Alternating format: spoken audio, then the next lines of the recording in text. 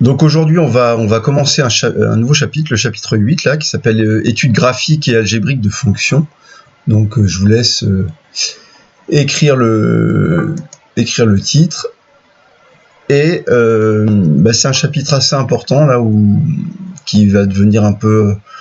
C'est un des chapitres où c'est un peu le cœur du programme de cette année de seconde, qui va bien préparer à l'année de première. Donc autant pour les élèves qui feront la spécialité maths, autant pour les élèves qui vont faire STMG ou STI2D ou une voie technologique où il y aura des maths. Bien. Donc allons-y.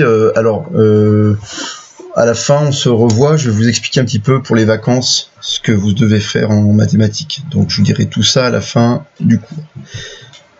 Donc c'est parti, chapitre 8, études graphiques et algébriques de fonctions. Alors, dans votre livre, il y a un chapitre qui a exactement le même intitulé, mais il va y avoir une différence. Notre chapitre à nous sera plus conséquent que celui qui est dans le livre, puisqu'il va regrouper deux chapitres du livre, et pas seulement le chapitre qui a le même intitulé. Voilà. Alors, on va commencer. Donc, l'idée, c'est évidemment de revenir sur les fonctions. On a fait qu'un seul chapitre de fonctions qui parlait des fonctions de référence. Hein. Rappelez-vous, on a reparlé de la fonction carrée, la fonction inverse, la fonction racine carrée, etc. Donc là, on va revenir sur un cas plus général. L'objectif étant d'étudier des fonctions plus complexes, tout en se servant évidemment des fonctions de référence qu'on connaît. Mais puisqu'on va faire des études plus globales, il faut qu'on définisse un certain nombre de notions. Et la première notion qu'on va définir, c'est la notion de parité d'une fonction. Donc c'est le grand 1, vous marquez parité d'une fonction.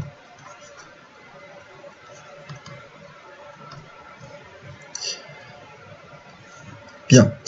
Alors, pour comprendre ce que c'est qu'une fonction, que la parité d'une fonction, on va commencer par, il faut qu'on définisse d'abord ce que c'est qu'un ensemble symétrique par rapport à 0. Donc petit a, vous marquez ensemble symétrique par rapport à 0. Si ça va trop vite, vous m'arrêtez, vous me le dites, je remonte. Bien. Donc, définissons ce que c'est qu'un ensemble symétrique par rapport à 0. Vous allez voir, c'est pas compliqué, mais c'est une petite chose qu'on a besoin. Donc, définition 1. Alors, on appellera un ensemble symétrique, donc on dit qu'un ensemble, ou plutôt une partie grand D de R, donc une partie des réels, est symétrique. Ah, il y a quelqu'un qui doit couper son micro, parce qu'on entend quand il tourne les pages, quand il écrit, c'est Jérémy, je crois. Pense à couper ton micro, Jérémy. Je disais donc, une partie D de R est symétrique par rapport à 0.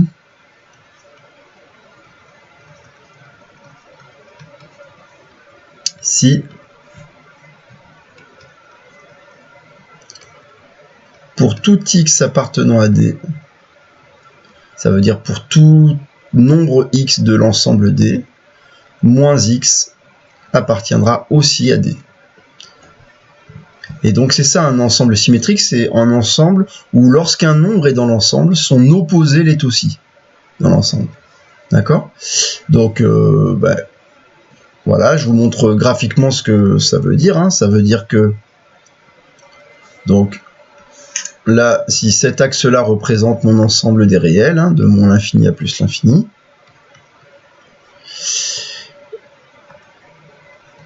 et puis que 0 est ici, un ensemble symétrique, c'est un ensemble, par exemple, qui peut ressembler à ça, c'est-à-dire, là j'ai un petit intervalle qui fait partie de mon ensemble, et si cet intervalle fait partie de mon ensemble, sont symétriques par rapport à 0,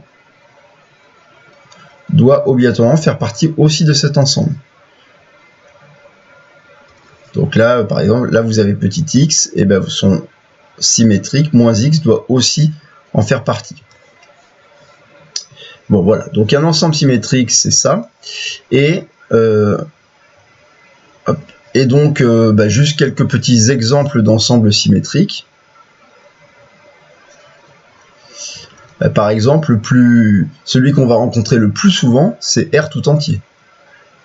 R, il est évidemment symétrique par rapport à 0, puisque quand un nombre est dans les réels, son opposé fait aussi partie des réels. On recopie le graphique, Rémi, on recopie tout ce que j'écris. Je vous dirai s'il y a des parties où c'est pas la peine de réécrire. Hein, ça illustre la définition. Les graphiques sont souvent là pour donner un peu du sens à ce qu'on écrit sous forme de théorème ou définition. Bien, donc l'ensemble des réels est symétrique. Qu'est-ce qu'on peut prendre? Ah tiens, l'ensemble, je sais pas moi, moins 5, 5. Cet intervalle fermé, moins 5, 5, il est symétrique par rapport à 0. Qu'est-ce qu'on peut avoir d'autre? Par exemple, celui-là. Moins 2, moins 1. Union. Voilà. Union 1, 2. Vous voyez que cette réunion de ces deux intervalles, c'est un peu le même, c'est un peu comme le graphique qu'on vient de faire avant. Donc ça, c'est encore un nombre symétrique par rapport à 0. R étoile. R étoile, vous vous rappelez, ça veut dire tous les nombres réels sauf 0. Cet ensemble-là, il est aussi symétrique par rapport à 0. Donc voilà des ensembles qui sont symétriques par rapport à 0. Bon. À quoi ressemble un ensemble qui n'est pas symétrique par rapport à 0? Par exemple, si vous prenez l'ensemble 0 plus l'infini, celui-là, il n'est pas symétrique par rapport à 0. Si vous prenez l'ensemble moins 4, 7, il n'est pas symétrique par rapport à 0 parce que, par exemple, 7 est dans l'ensemble et moins 7 n'est pas dans l'ensemble. Son opposé n'est pas dans l'ensemble. Et puis un dernier, si vous prenez R privé du nombre 2, c'est pas un nombre qui est symétrique par rapport à 0. Est-ce que si les crochets sont ouverts d'un côté et fermés de l'autre, c'est symétrique? Non, symétrique, ça veut vraiment dire, regarde ce qui est important, Ryan, c'est vraiment pour tout x appartenant à D. Donc il ne faut pas qu'il y ait un seul nombre qui soit dans l'ensemble alors que son opposé n'y est pas. Donc si par exemple tu prenais l'intervalle moins 3, 3, cet ensemble n'est pas symétrique par rapport à 0, puisque moins 3 fait partie de cet ensemble, alors que son opposé qui est 3 n'en fait pas partie. D'accord?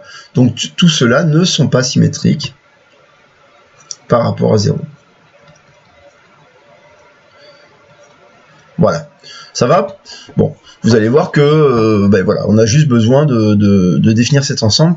Pour la notion de parité, je vous rappelle qu'on va parler de parité d'une fonction, et on s'intéressera à la parité d'une fonction quand la fonction sera définie sur un ensemble symétrique par rapport à 0. Sinon, la fonction ne pourra pas, enfin, la parité ne fonctionnera pas, on va voir ce que ça veut dire. Ok, donc, tout petit b, on va donc définir la notion de parité. Définition de la notion de parité.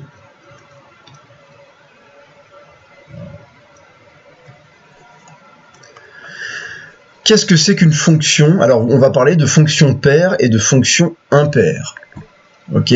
Donc, on va définir, donc là, pareil. Là, c'est des définitions pour l'instant, donc il n'y a pas de démonstration. Il faut seulement poser les notions. Ce sont des nouvelles notions. Alors, définition. D'abord, il faut se donner une fonction petit f, donc soit f, une fonction,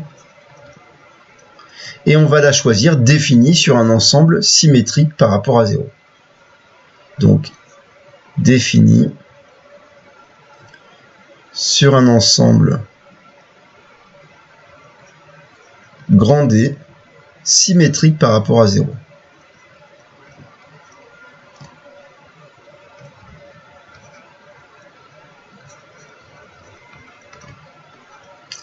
Ok?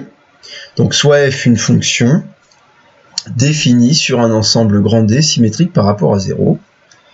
Donc, premier point, vous allez voir que cette définition, il y a 2 points.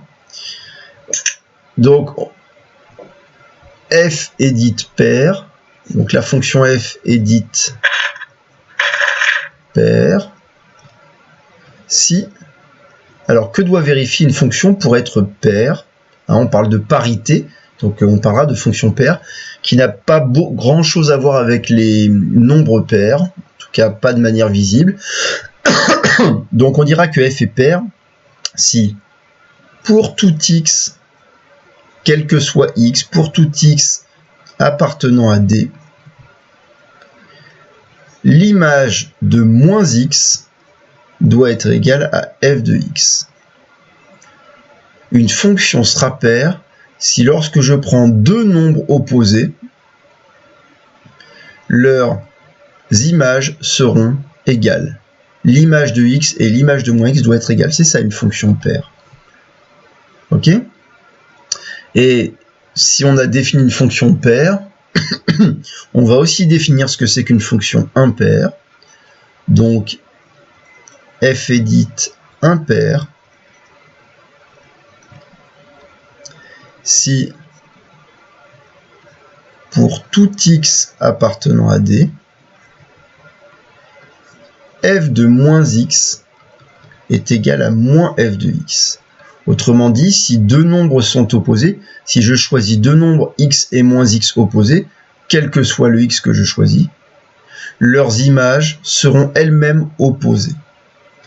Voilà ce que c'est qu'une fonction donc impaire.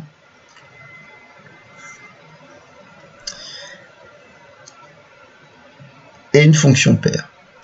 Bon, première chose, évidemment, on va regarder quelques exemples, l'appliquer. Et donc, quand on nous demandera d'étudier la parité d'une fonction, ça voudra dire se poser la question, est-ce que cette fonction est paire? Est-ce qu'elle est impaire? Ou est-ce qu'elle est ni paire ni impaire? On aura trois cas possibles. Ok?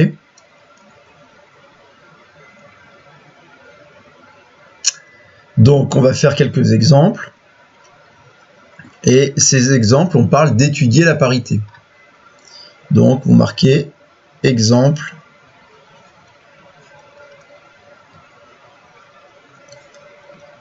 étude de la parité.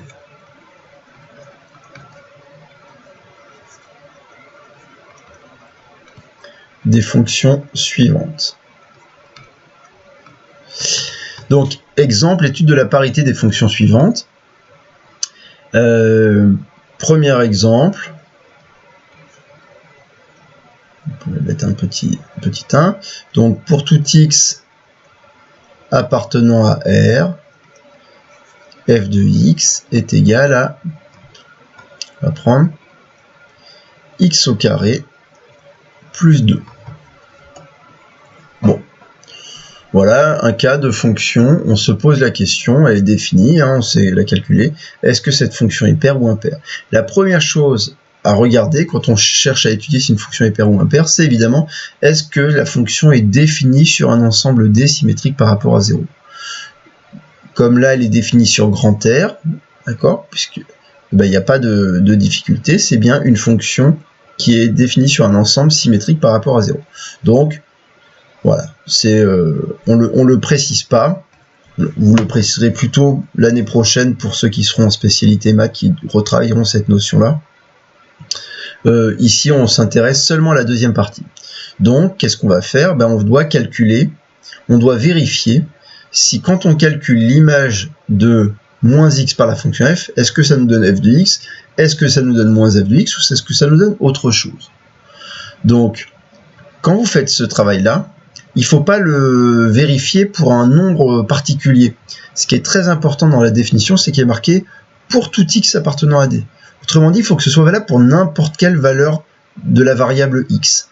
C'est pour ça que c'est pas la peine de lui attribuer une valeur particulière. On dit soit petit x appartenant à R, et on va calculer donc f de moins x. Donc puisque f de x c'est la fonction qui à x associe x au carré plus 2, évidemment, f de moins x, c'est moins x au carré plus 2.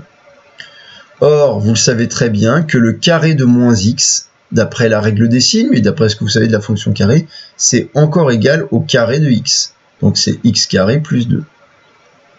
Hein, moins x fois moins x, ça fait bien plus x au carré.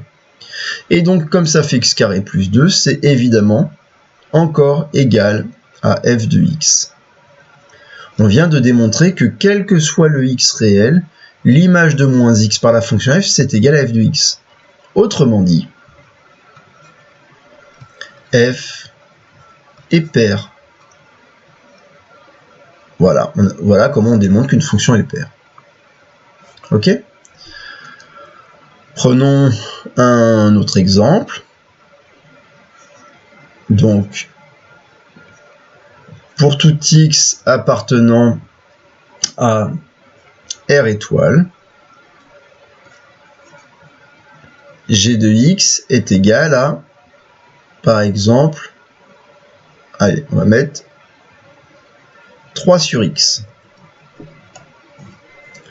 Ok? Donc, on vérifie bien que l'ensemble sur lequel elle est définie, c'est-à-dire R étoile, c'est-à-dire tous les nombres sauf 0, tous les nombres réels sauf 0, est bien un ensemble symétrique par rapport à 0. Donc, je vais quand même l'écrire. Hein. R étoile est bien symétrique par rapport à 0. Ok, bon, première chose. Et maintenant, je vais donc calculer l'image de moins x par la fonction g. Donc, je me donne un petit x appartenant à R étoile, et je calcule g de moins x. G de moins x, puisque g de x est égal à 3 sur x, g de moins x est égal à 3 sur moins x. Mais 3 sur moins x, d'après la règle des signes, hein, c'est bien moins 3 sur x. Rappelez-vous, hein. Donc c'est...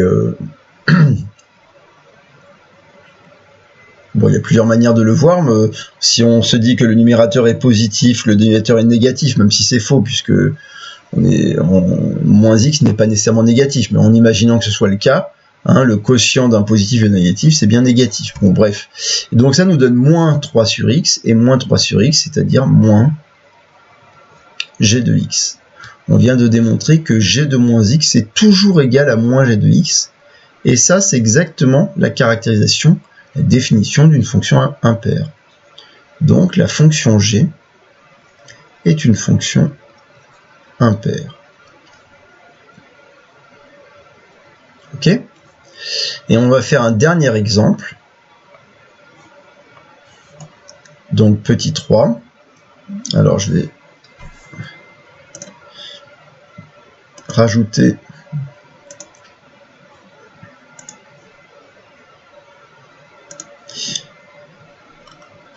donc petit 3. Et donc, prenons pour tout x appartenant à R, par exemple, h de x est égal à 4x moins 5. Ok. Alors, on est sur grand R est bien symétrique hein, par rapport à 0. Je le redis, même si...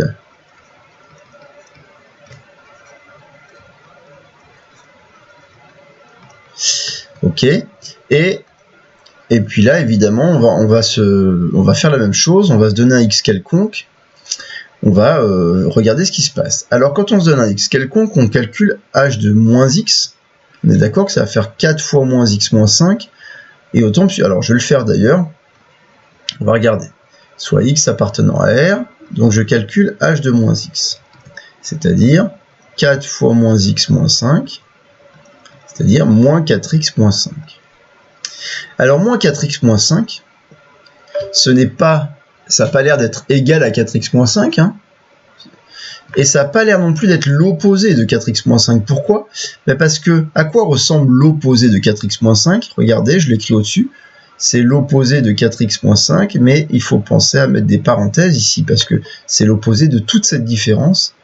Et n'oubliez pas que l'opposé de 4x moins 5, c'est l'opposé de 4x, l'opposé de moins 5, plus 5. C'est ça l'opposé de 4x moins 5.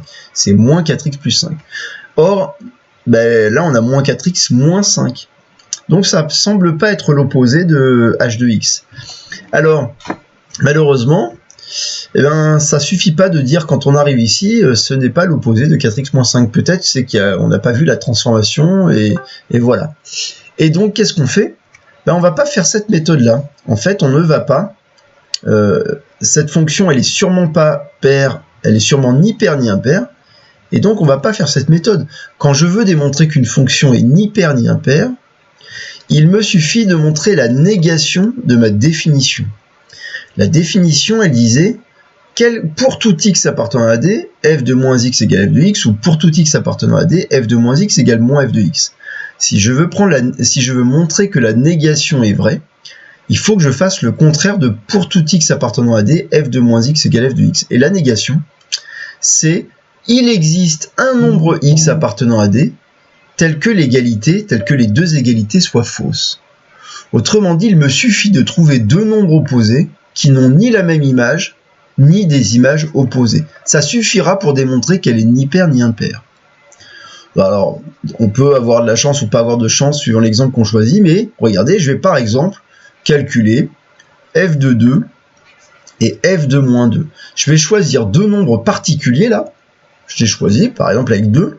Je vais calculer l'image de 2, l'image de moins 2, et je dois montrer que ces deux nombres opposés n'ont ni la même image, ni des images opposées.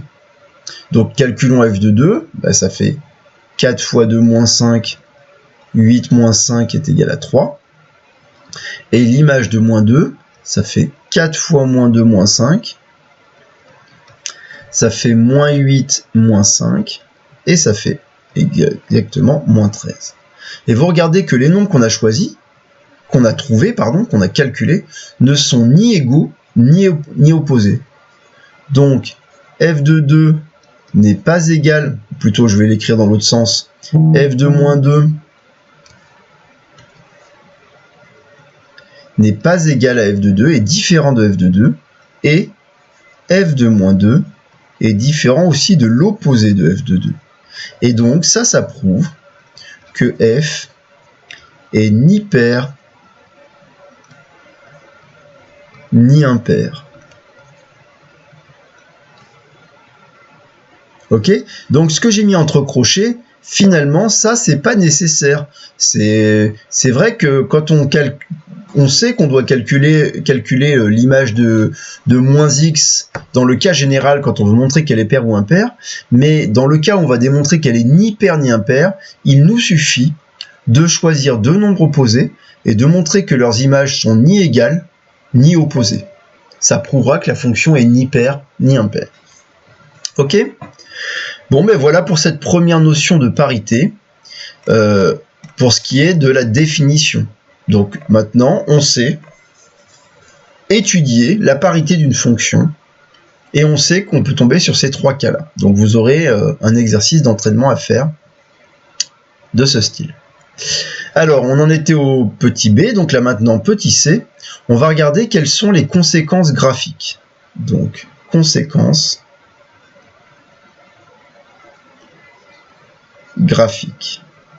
C'est-à-dire, finalement, quand on a des fonctions paires ou des fonctions impaires, qu'est-ce que ça a comme conséquence sur les représentations graphiques des fonctions? Alors, je vous montre, on va le faire tout de suite sur un petit graphique, vous allez le voir, et sur un petit exemple. Donc, je prends un petit repère ici, et je vais réfléchir à la conséquence graphique quand j'ai une fonction paire. Alors, quand j'ai une fonction paire, j'ai donc un ensemble qui est symétrique par rapport à 0, l'ensemble de définition de la fonction. Ok, donc par exemple comme ça. Et donc je peux prendre l'ensemble R si je veux, ou une partie de R. Que me dit le cas d'une fonction paire? Il me dit que si je prends un petit x de l'ensemble grand D, et que si je prends son opposé, donc moins x, leurs images seront égales f de x. Ici, f de x va se lire ici. Et ça devrait être égal à f de moins x. F de moins x. dans les deux cas, les images sont égales. Et donc, quelle est la conséquence? Eh bien, évidemment, c'est que les deux points, le point de coordonnées x f de x et le point de coordonnées moins x f de moins x, pardon, là c'est un moins x f de moins x, et ben comme les deux images sont égales, on obtient des points symétriques. Et puisque pour une fonction paire c'est valable pas que pour une valeur, mais pour toutes les valeurs de l'ensemble de définition, obligatoirement on voit que la courbe que l'on va obtenir, la courbe représentative de la fonction f, obligatoirement elle va elle-même être symétrique. Alors, il y avait Ryan qui avait posé une question, je réponds à sa question. Il n'existe pas une technique plus générale pour montrer qu'une fonction n'est ni paire ni impaire. Non, la technique générale, c'est de montrer, c'est de prendre un contre-exemple. C'est ça la technique la plus efficace. C'est de montrer que lorsqu'on choisit deux nombres, et toi tu peux choisir deux nombres qui fonctionnent, à toi de les trouver, mais souvent quand elle est ni paire ni impaire, il y en a une infinité pour lequel ça marche pas la plupart du temps. Et donc, on trouve deux nombres dont les images sont différentes, les images sont égales. C'est vraiment, le contre-exemple est une méthode très efficace pour démontrer qu'une fonction est ni paire ni impaire. Donc je reprends, si une fonction est paire, nécessairement on va obtenir une représentation graphique qui admettra un axe de symétrie, et l'axe de symétrie ce sera l'axe des ordonnées. Donc, propriété.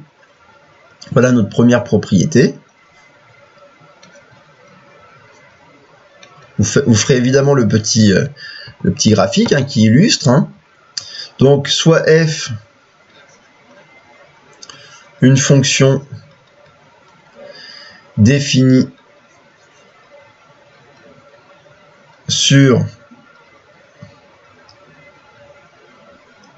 un ensemble D de R symétrique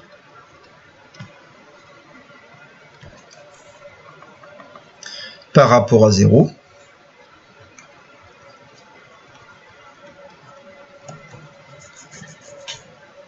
soit CF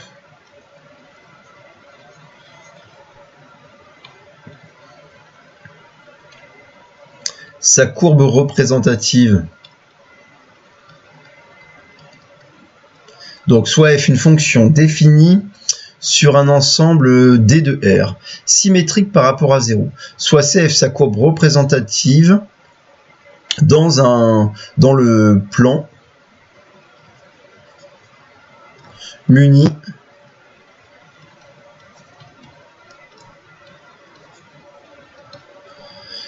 d'un repère orthogonal.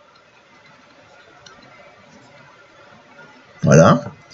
Et donc, première conséquence, enfin, plutôt on va le mettre en sous forme de si et seulement si, f est paire si et seulement si, c'est donc ce qu'on appelle une équivalence, si et seulement si, la courbe CF, donc la courbe représentative de la fonction, est symétrique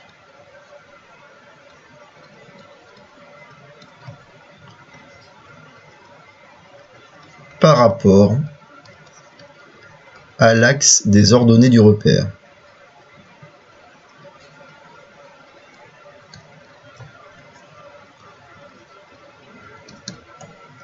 Les deux points qu'on a obtenus dans notre repère sont symétriques par rapport à l'axe des ordonnées. En fait, ça va être valable pour toute la courbe.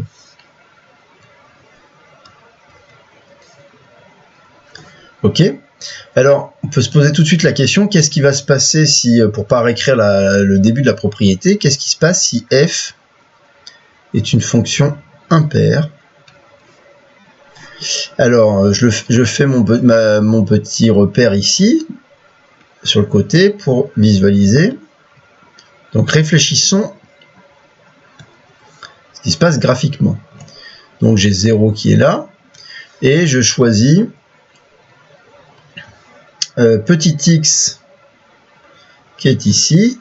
Donc, à un moment donné, quelque part, je vais avoir f de x, et ça me donne ce point-là de ma courbe représentative. Hein. Ça, c'est le point qui représente le fait que l'image de x soit f de x par la fonction. Et donc, si je prends son opposé, moins x, je sais que f de moins x, ce n'est pas égal à f de x, ça va être son opposé. Donc, il va se retrouver, évidemment, là, de l'autre côté de mon 0. Voilà, f de moins x, je vous rappelle qu'il n'est pas égal à f de x, mais il est à l'opposé. Et on obtient donc des points. Regardez, les deux points que j'obtiens, qui sont des petits morceaux, hein, une petite partie de la courbe représentative de la fonction, cette fois, ils sont plus symétriques par rapport à l'axe des ordonnées, mais par contre, ils vont être symétriques, mais symétriques par rapport à l'origine du repère. Et puisque c'est valable, évidemment, puisque cette propriété de la fonction impaire, elle est valable sur tout l'ensemble de définitions, ça va être valable pour toute la courbe. Donc toute la courbe d'une fonction impaire sera toujours symétrique par rapport à l'origine du repère. Donc, je reprends ma définition. F est impair si et seulement si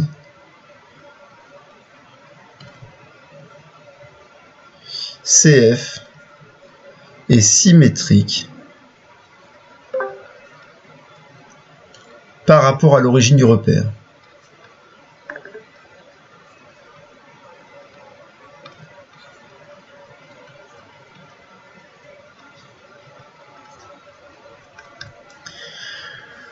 Ok, donc voilà donc notre propriété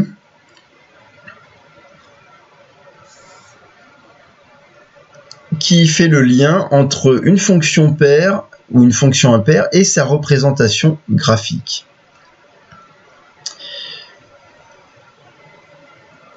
Ok, ça va? Alors, on peut juste, pour terminer cette notion-là, on peut regarder le cas des fonctions de référence. Quelles sont les fonctions de référence que l'on connaît qui sont paires et quelles sont les fonctions de référence qui sont impaires? Donc, cas des fonctions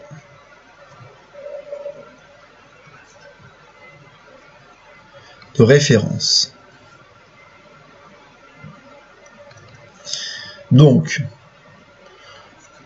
f de x égale x carré, hein, avec l'ensemble de définition de f qui est R tout entier. La fonction carré, directement, hein, donc là il suffit de repenser à sa représentation graphique, hein, évidemment. Donc vous voyez bien que la fonction carré, quand on repense à sa représentation graphique, c'est cette fameuse parabole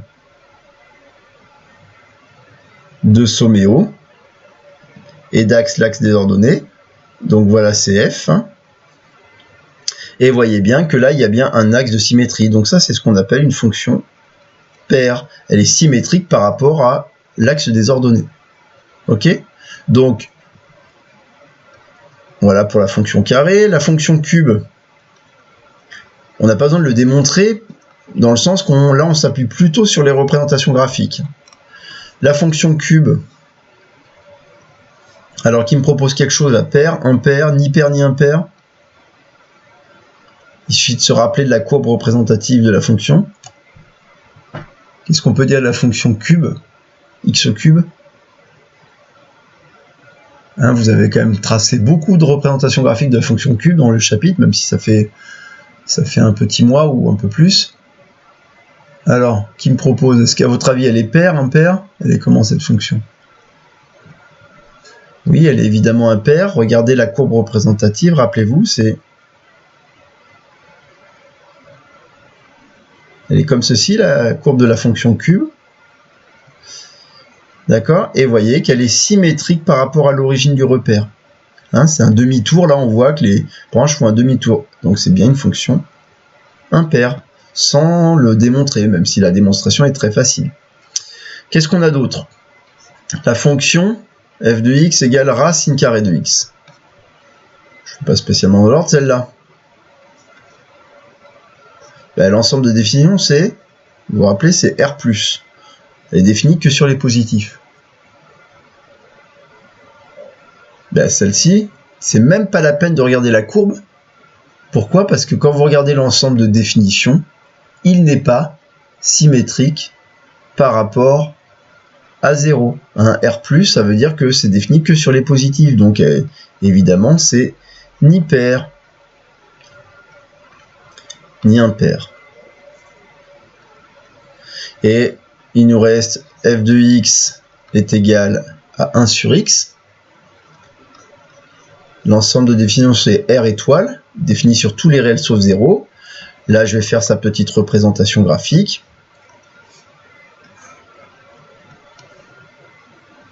Donc, vous vous rappelez, la fonction inverse, elle est représentée par une hyperbole. Donc, alors c'est pas évident avec mon... Voilà, bon, en gros, elle ressemble à ça. Ok, bon, ça se voit pas trop parce que mon dessin est assez laid. Mais la courbe représentative, c'est cette fameuse hyperbole, et vous vous rappelez elle est bien symétrique par rapport à l'origine. Les deux branches de l'hyperbole sont bien symétriques par rapport à l'origine. Elles ont fait un demi-tour, elles se ressemblent fortement. Et donc, c'est une fonction impaire. Voilà. Bien, il nous resterait à reparler du cas des fonctions affines. J'en profite d'ailleurs. F de x égale à x plus b, celle que vous avez étudiée, on n'en a pas trop reparlé, on va reparler beaucoup plus des fonctions affines dans ce chapitre, définies sur R. Et vous rappelez que le cas des fonctions affines, c'est que dans le cas général, c'est représenté par une droite. Donc, je peux en faire une ici, là, par exemple. Okay. Alors, si je prends celle-ci, là, évidemment, on voit qu'il n'y a pas de symétrie ni par rapport à l'axe ordonné, ni par rapport à l'origine. Donc, on a envie d'écrire ni pair ni impair. Oui, sauf que si, regardez, j'en fais une autre là dans le coin. Et si j'avais pris, par exemple, cette droite-là,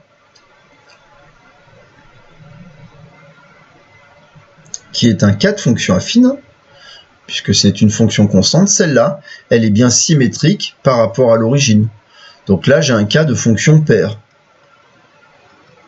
Là, elle est ni paire ni impaire.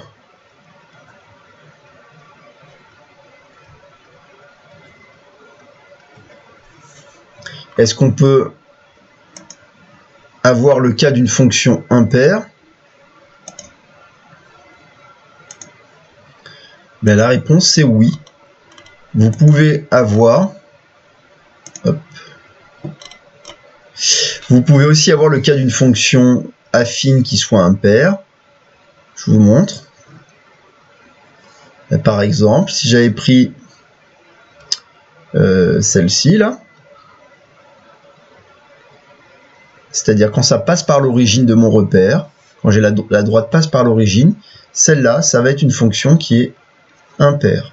Donc vous voyez que pour le cas des fonctions affines, les fonctions qui s'écrivent de la forme f de x égale x plus b, il peut se passer un peu n'importe quoi, ça va dépendre un peu de la fonction.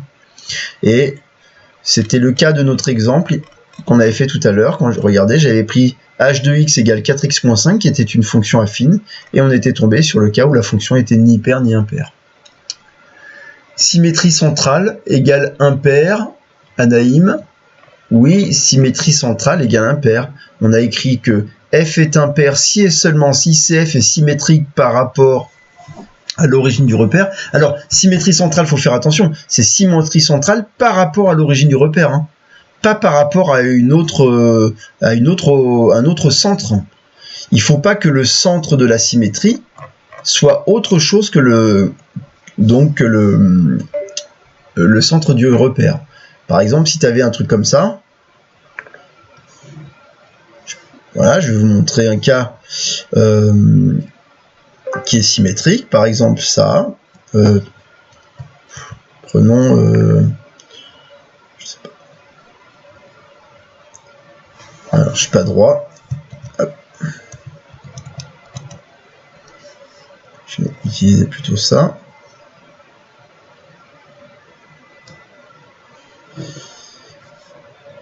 Donc, si je prends cette courbe-là, qui est une hyperbole, mais dont l'axe de symétrie, dont le centre de symétrie n'est pas l'origine du repère, celle-ci, elle est ni paire ni impaire. Hein, parce que pour être impaire, il faut avoir faut qu'il y ait de la symétrie centrale, mais de la symétrie centrale, deux centres l'origine du repère, pas de centre un autre point. Ok. Bien. Bon, voilà pour cette première notion de parité. Donc, premier travail que vous aurez à faire, il y aura un exercice à faire qui sera d'étudier la parité. Donc, étudier la parité, c'est pas regarder sa courbe représentative, c'est faire ce qu'on a fait dans les exemples. Hein. Regarder si l'image de moins x est égale à f de x ou à moins f de x. Donc là, c'était le grand 1, parité d'une fonction. On va passer au grand 2. Grand 2, ça va être, on va s'intéresser maintenant au signe d'une fonction. Donc, signe d'une fonction.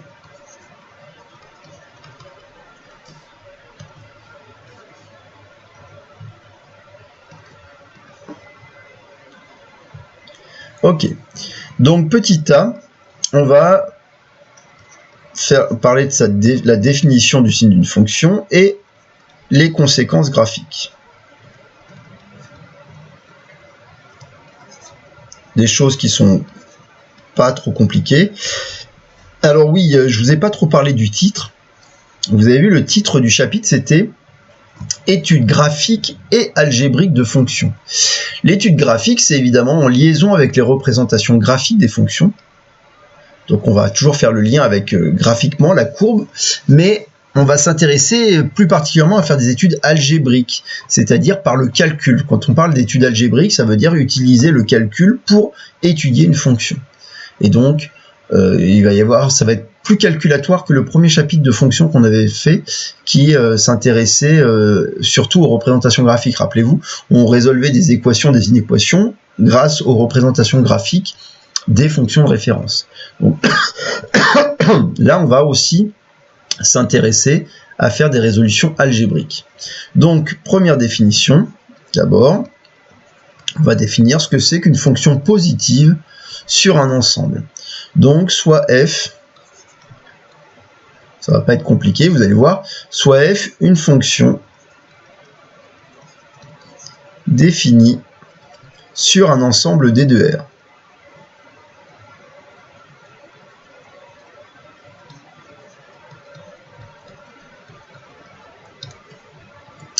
Donc, premier point, une fonction est dite positive sur D. Donc, on définit ce que c'est qu'une fonction positive. Hein. Une fonction est dite positive sur l'ensemble grand D si pour tout réel petit x de D, f de x est supérieur ou égal à 0. Autrement dit, l'image de x par la fonction f est supérieure ou est dite à 0. Mais attention, c'est pas une image là, puisqu'il y a marqué pour tout x. Donc ça signifie que toutes les images sont des réelles positives. Donc je l'écris. Autrement dit, toutes les images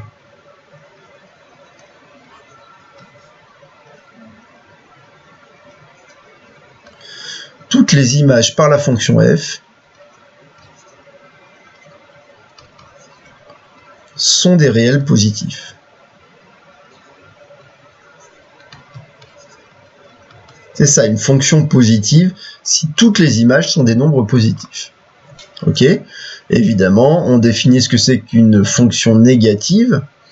Donc, de la même manière, une fonction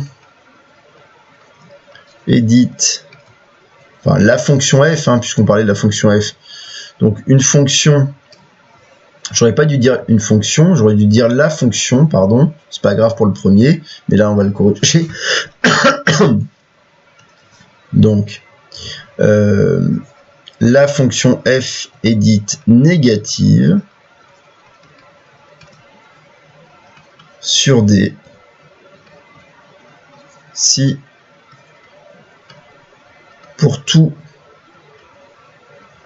réel petit x appartenant à D, f de x est inférieur ou égal à 0. Alors négatif, hein, ça veut dire inférieur ou égal à 0. Positif, supérieur ou égal à 0. Ça veut dire que 0, hein, c'est un nombre qui est à la fois positif et négatif. Hein. Donc on peut aussi écrire autrement dit. Toutes les images par f sont des réels négatifs.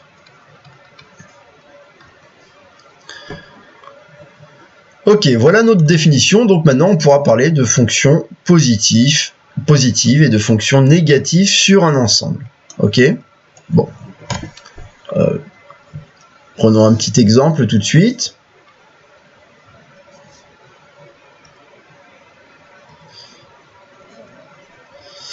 Donc, deux petits exemples d'ailleurs. Si on prend par exemple f de x est égal à x au carré, bah ça on sait que d'après la règle des signes, hein, on sait que quel que soit x appartenant à R, on sait que f de x est supérieur ou égal à 0, donc la fonction carré est une fonction positive. Puisque toutes les images sont positives. Donc la fonction carré est une fonction positive sur grand R. Ok. Évidemment, on peut mettre en remarque, mettre un seul exemple là, mais en remarque, il existe des fonctions qui ne sont positives que sur une partie de leur ensemble de définition et négatives sur une autre partie. D'accord? Donc, une fonction peut être positive sur une partie de son ensemble de définition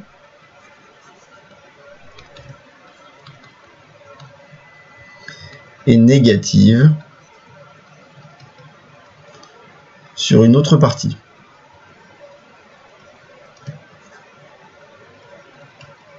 Ok, donc hein, c'est pas être positif, être négatif ou être ni positif ni négatif, contrairement à la parité. Là, c'est on va s'intéresser à savoir sur quelle partie, sur quel ensemble une fonction est positive et sur quel ensemble une fonction est négative.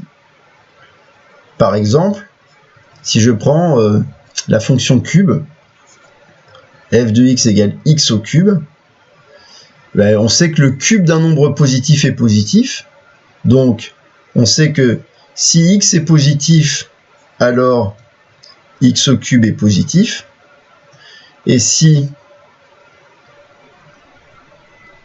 x est négatif, alors x au cube est négatif. Autrement dit, ben, la fonction cube, donc la fonction cube,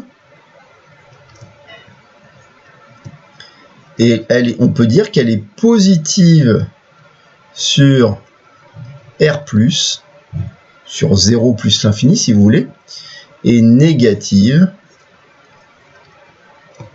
sur R-, c'est-à-dire l'ensemble moins l'infini, 0. Ok ? Et donc évidemment, ben, on aimerait bien, là c'est ok, c'est un cas simple, dans une petite phrase on arrive à se dire ok, la fonction elle est positive sur les positifs, négative sur les négatifs, ok, mais plus on va étudier des fonctions compliquées, plus peut-être que le signe lui-même va être varié et qu'on aimerait bien résumer tout ça. Résumer le signe d'une fonction suivant sur l'intervalle dans lequel on se trouve. Et pour ça, on va définir ce qu'on appelle, on va résumer finalement le signe d'une fonction dans ce qu'on appellera un tableau de signes. Donc ça va être notre petit b, tableau de signes. Tableau de signes d'une fonction.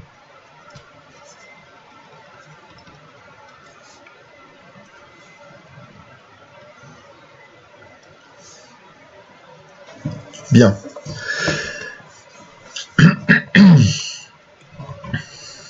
Donc, on peut dire, qu'on va le mettre en introduction, que le signe d'une fonction, bah, puisqu'il varie, il est dépendant de la valeur de petit x choisie. Donc, on va donc représenter le signe de fonction dans un tableau. Donc, le signe d'une fonction étant variable, c'est-à-dire dépendant de la valeur de petit x, dépendant de la valeur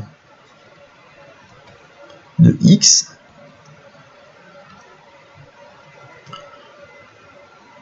on résume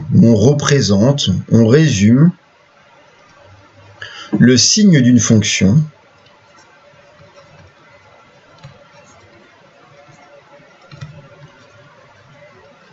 dans un tableau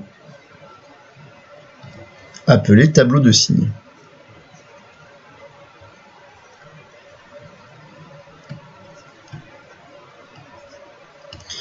Alors à quoi ça ressemble un tableau de signes?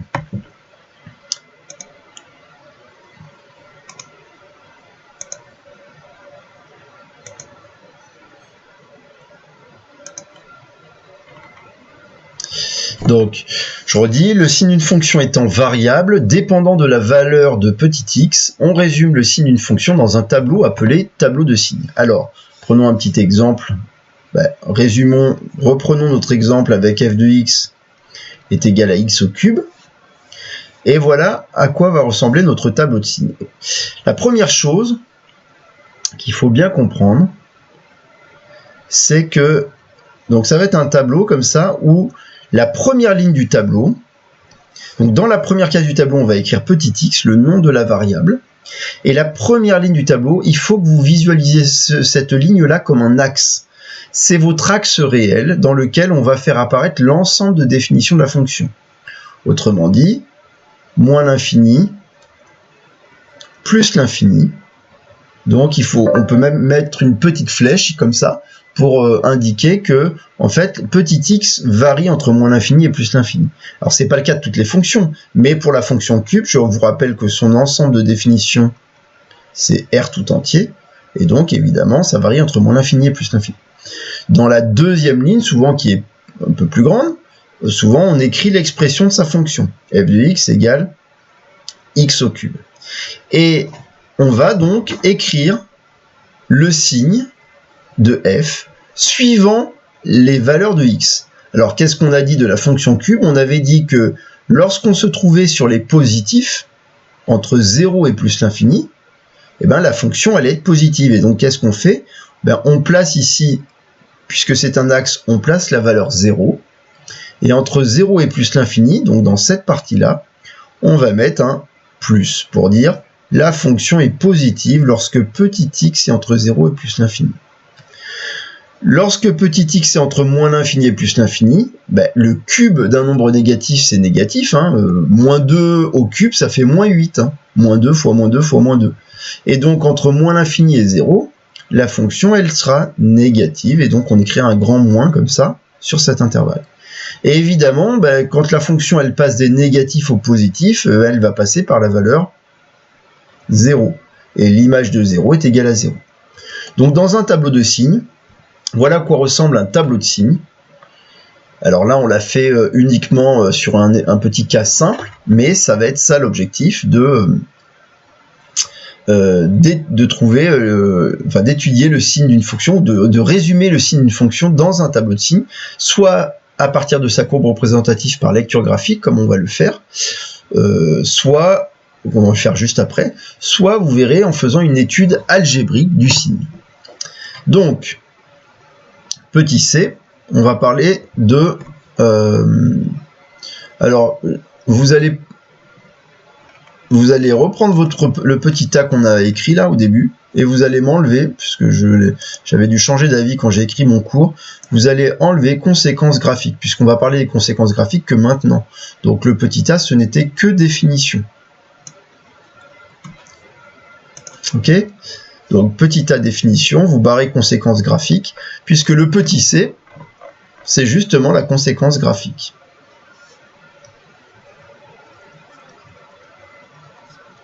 Quel est le lien entre une fonction positive sur un intervalle et sa représentation graphique? Donc c'est assez évident, si on y réfléchit, de se dire que Regardez, je peux vous le montrer là rapidement. Si sur ce petit intervalle là, je sais pas, je prends par exemple 1, 3. Si sur l'intervalle 1, 3, si vous savez que f est positive, qu'est-ce que ça signifie que f est positive? Que les images de tous les nombres entre 1 et 3 sont positives. Et être positif pour les images, c'est évidemment être dans la partie haute de mon axe. Donc les images, elles sont par exemple, elles sont par là. J'en sais rien. Et donc, par exemple, les images, f de x va se trouver ici, si petit x est là. Et donc, on voit bien que la courbe représentative, elle est obligatoirement...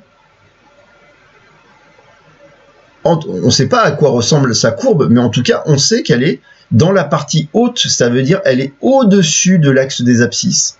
Et donc, c'est évidemment ça la conséquence graphique qui est assez évidente. Donc, on va écrire sous forme de propriété.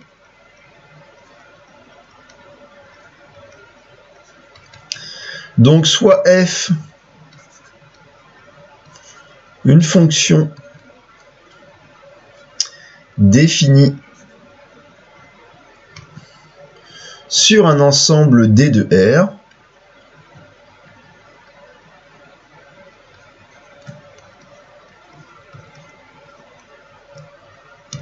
soit CF, donc on repose un peu tout le cadre, sa courbe représentative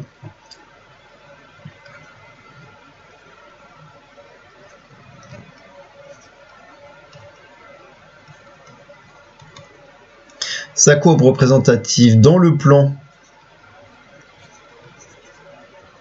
muni d'un repère orthogonal.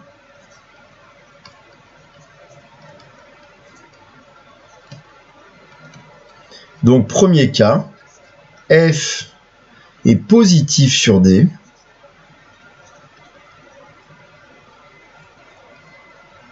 Si et seulement si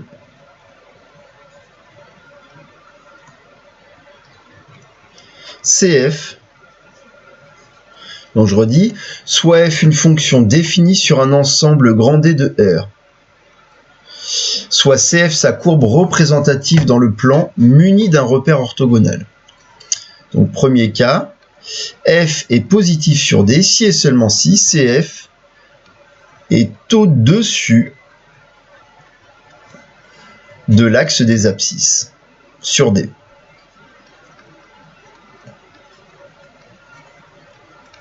Au-dessus de l'axe des abscisses, évidemment, sur D, quand petit x appartient à D. Ça, donc évidemment, c'est très facile de reconnaître quand on a la représentation graphique d'une fonction positive. Il suffira de regarder les intervalles sur lesquels la courbe est au-dessus de l'axe des abscisses. Et f est négative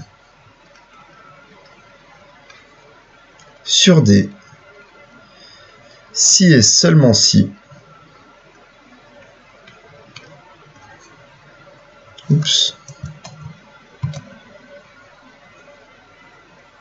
CF est au-dessous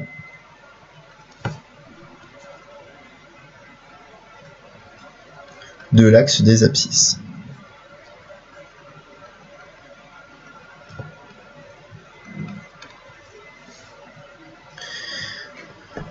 Ok, donc je vais avoir besoin là de... je vais aller chercher juste une chose. Est-ce que je vais pouvoir... Je vais regarder si j'arrive à le faire. Hop, je fais... Alors, juste une petite seconde. Je voulais regarder un truc sur mon cours. Voilà. Édition.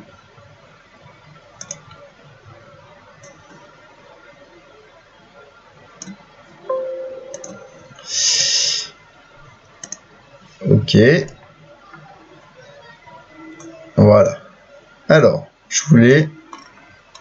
on va juste traiter un exemple d'une fonction là. Donc je vous laisse finir de recopier là, parce que ça allait peut-être un peu vite sur la fin. Donc là on a défini ce que c'était qu'une fonction positive, une fonction négative, et on a vu quelles étaient les conséquences graphiques.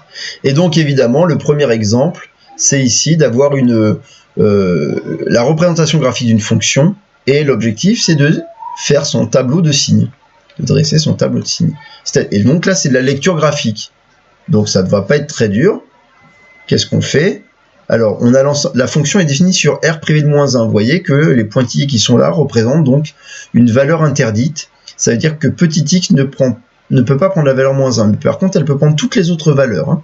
Ok, donc on a ici une capture d'une courbe représentative d'une fonction. Donc qu'est-ce que je fais? Je place petit x, f de x égale f de x, non, je vais marquer petit f de x là, je n'ai pas sa représentation graphique, et donc on sait qu'elle varie entre moins l'infini et plus l'infini, donc moins l'infini plus l'infini, et on peut tout de suite placer la valeur -1 qui va être importante puisque c'est une valeur interdite, et donc là où il y a la valeur -1 interdite, première chose importante, on mettra ce qu'on appelle une double barre. Cette double barre indique que f de -1 n'a pas d'image. Enfin, -1 n'a pas d'image et que f de -1 donc n'existe pas. Ok?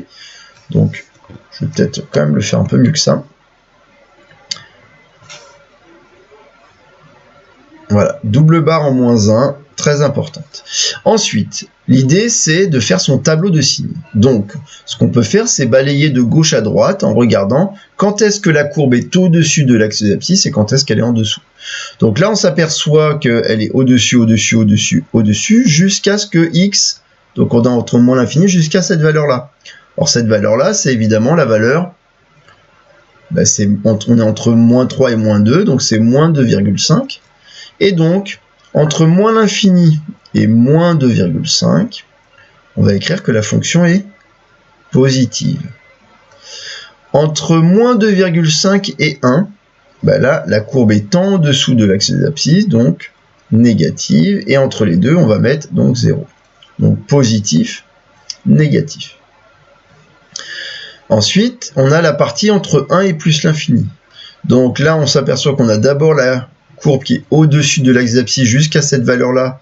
Cette valeur-là, alors elle n'est pas hyper précise ici, donc on peut dire qu'on est à peu près à 0,3. Donc on fait de la lecture graphique, hein.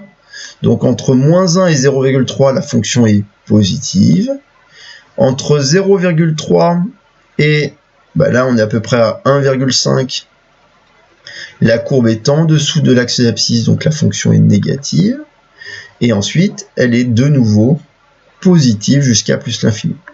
On place les zéros pour dire que l'image de 0,3 c'est 0, l'image de 1,5 c'est 0. Et ça y est, on a fait le tableau qui résume le signe de cette fonction f sur son ensemble de définitions.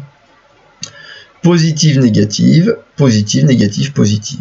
De gauche à droite, comme ça. D'accord? Bon. Vu l'heure qu'il est, on va s'arrêter là. On va pas en faire plus. Il nous reste encore à faire... on n'en a pas terminé avec le signe, puisqu'il nous reste à faire l'étude algébrique. Pour l'instant, on a fait seulement... On a défini ce que c'était que le signe fonction, et on a vu qu'à partir d'une représentation graphique, on pouvait dresser un tableau de signes. Mais la partie qui va nous intéresser le plus, qui va être surtout le plus utile pour l'année de première, c'est de faire une étude algébrique d'un signe. C'est-à-dire quand on nous donne l'expression de la fonction, de pouvoir directement faire ce tableau de signes sans même regarder la représentation graphique. Donc, on va faire ça plus tard, au prochain. Donc, je vous explique. Est-ce que d'abord ça va là sur ce cours d'aujourd'hui, Jérémy?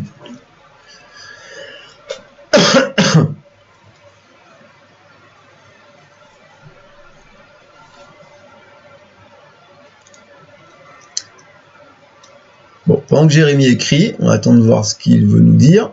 On va donc écrire le travail à faire. Là, ça va être les vacances, mais c'est des vacances confinées un peu spéciales. Montrer la définition. Oui, je peux remontrer la définition. Alors, la définition ou la propriété? C'est ça que tu veux voir, Jérémy?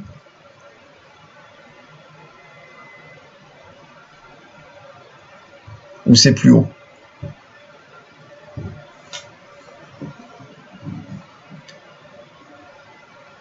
Ok.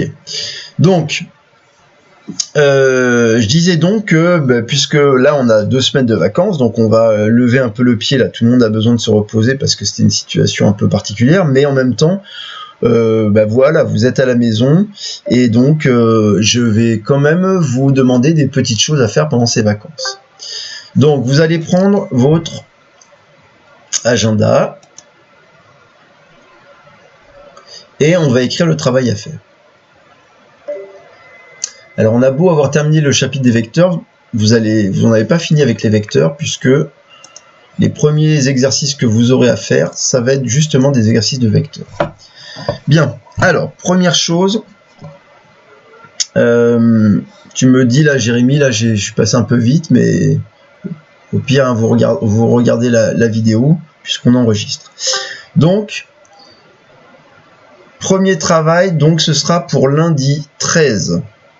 Donc pour lundi 13 avril. Alors lundi 13, c'est pas le lundi qui vient, c'est le lundi d'après. Donc l'idée c'est que on fait pas de cours en live comme ça, mais je vous donne un premier travail à faire pour lundi 13 et vous aurez un deuxième travail à faire pour la rentrée. Donc pour lundi 13, vous avez 3 exercices sur les vecteurs parce qu'il faut encore s'entraîner. Donc ça c'est, vous avez le 97, 98 et 101, page 114. Il faut qu'il soit fait le lundi, parce que le lundi, vous aurez un deuxième travail. En fait, je dirais pour le lundi, mais on pourrait mettre pour le dimanche 12 au soir, en fait. Donc, il faut que vous ayez fait ces exercices-là. Et un autre exercice, pardon, ça. Donc ça, c'est sur les vecteurs. Je termine ça. Il y a un exercice sur la parité. Donc c'est le 50, page 218. Donc ça, c'est sur la parité.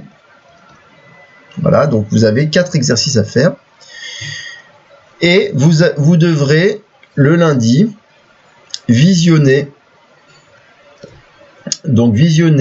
les corrections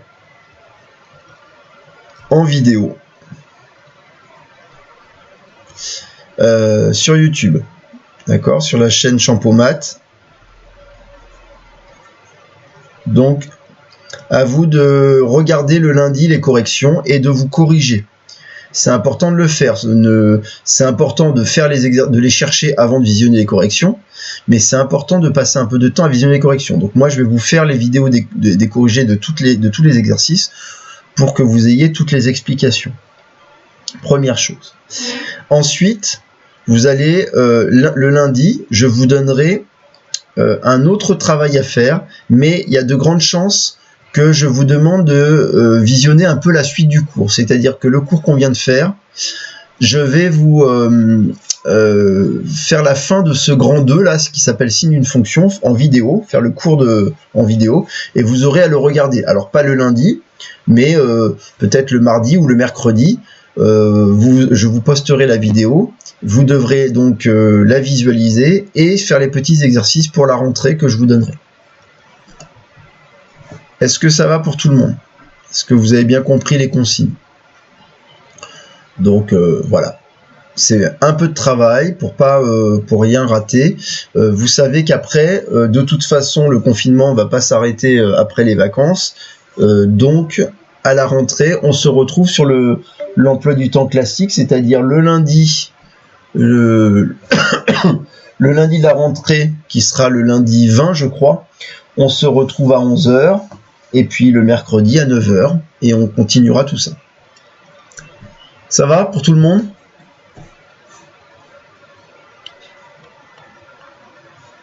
Bien, alors je vous souhaite de bonnes vacances.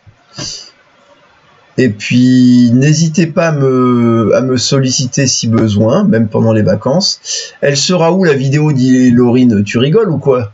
Toutes les vidéos, elles sont toutes sur la chaîne Champomat la chaîne YouTube, et vous avez les liens dans les mails, je vous les ai mis au début. Je vous conseille même de vous abonner, comme ça vous voyez quand il y a une nouvelle vidéo qui sort, et à chaque fois je marque pour quelle classe, mais même pour la leçon, hein. Tous les lives, toutes les leçons, tous les exercices corrigés, je mets tout sur la même chaîne et dans la playlist qui s'appelle Seconde 2 pour vous. Donc vraiment, il faut que vous y allez revoir les choses. C'est un bon moyen pour vous, pour ceux qui ont besoin d'un peu plus de temps, pour réécouter les explications avant de faire les exercices. D'accord? Donc Laurine, ce sera bien au même endroit que toutes les autres vidéos. Voilà, je vous souhaite de bonnes vacances et puis à bientôt.